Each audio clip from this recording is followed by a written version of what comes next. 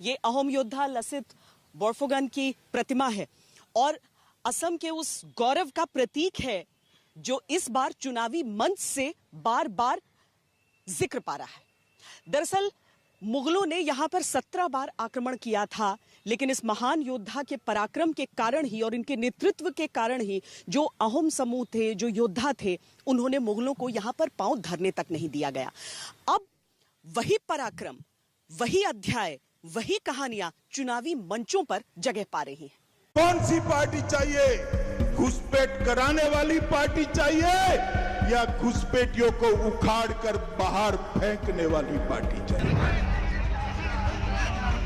BJP के इन आरोपों के बाद कांग्रेस सांसद और चुनाव प्रचार समिति के चेयरमैन प्रद्युत बोरदोलाई का ये कहना पड़ा कि भविष्य में अगर बदरुद्दीन अजमल की पार्टी किसी तरह की सांप्रदायिक गतिविधियों में पाई गई तो कांग्रेस उससे गठबंधन तोड़ लेगी। यहाँ सवाल ये है कि भविष्य की बात जब आई तो ऐसा अतीत क्या रहा है AIUDF का जिसको लेकर इतना हंगामा है।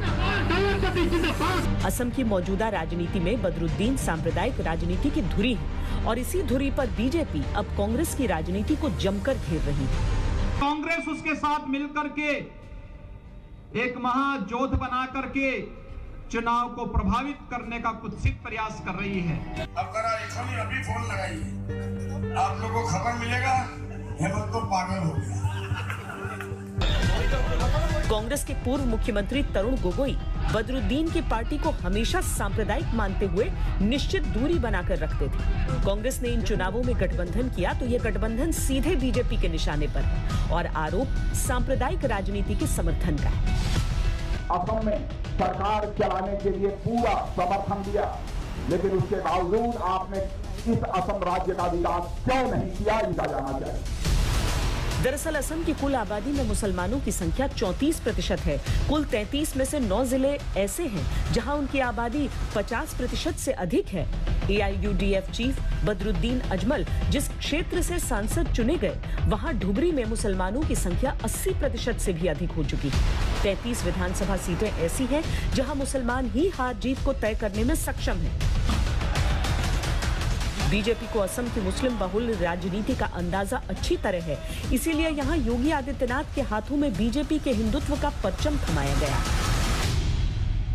राम भारत की सभ्यता और संस्कृति है। राम भारत के श्वास श्वास में, रोम रोम में रमे हैं।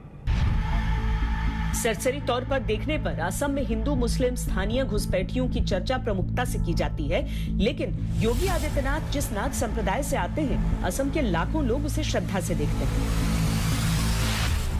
योगी आदित्यनाथ गोरखनाथ मठ के महंत भी हैं, जो नाथ संप्रदाय का तीर्थ है।